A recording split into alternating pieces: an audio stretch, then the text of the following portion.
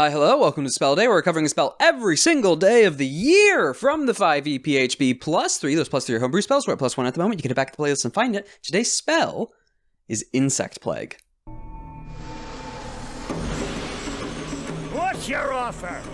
Return the slab.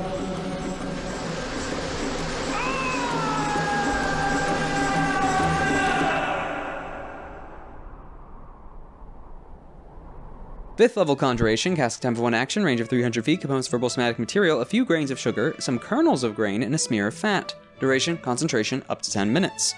Swarming, biting locusts fill a 20-foot radius sphere centered on a point you choose within range. The sphere spreads around corners, the sphere remains for the duration, and its area is lightly obscured. The sphere's area is difficult terrain. When the area appears, each creature in it must make a Constitution saving throw. A creature takes 4d10 piercing damage on a failed save, or half as much damage on a successful one.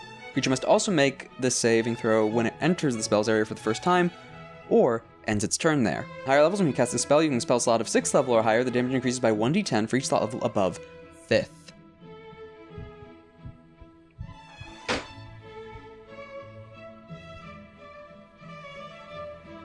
That is not bad. So, comparing it to at least the recent Incendiary Cloud and a lot of other spells, we're going to talk about the concentration first one. Yeah, concentration. So you can't concentrate on other spells. 5th level spell slot, that's a bit decent to cast initially. 300-foot range is great. 20-foot radius sphere, all good marks. Lightly obscured means it blocks, not even blocks, it gives disadvantage on perception checks, which, sure. I mean, it's a lot of bugs. Difficult terrain as well being thrown into this. Good. Actually useful over a course of multiple turns instead of just one round, like some spells. But a big one, it also has the clause of when it first appears, they have to make a save. If they end their turn in it, they have to make a save. And when they enter it for the first time on a turn, they have to make a save. Meaning you can use the push strat. Whatever shoving, moving, CC you have, throw them back in. Because also, this doesn't get blown away. So Incendiary Cloud, which we covered recently, moves 10 feet per turn away from you. Also, if any gust of wind stronger than 10 miles an hour, disperses it. And the spell ends. This swarm of angry locusts is staying. It could be gale force winds. They'll stay there.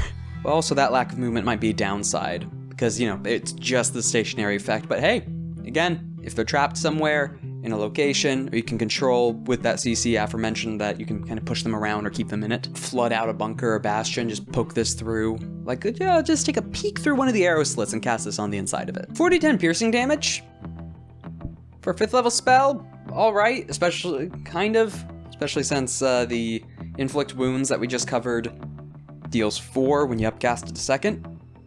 Then again, it's only a single target and touch. It's not too big of a gold cost, it's just an action to cast, and if you can exploit how long this lasts on an area.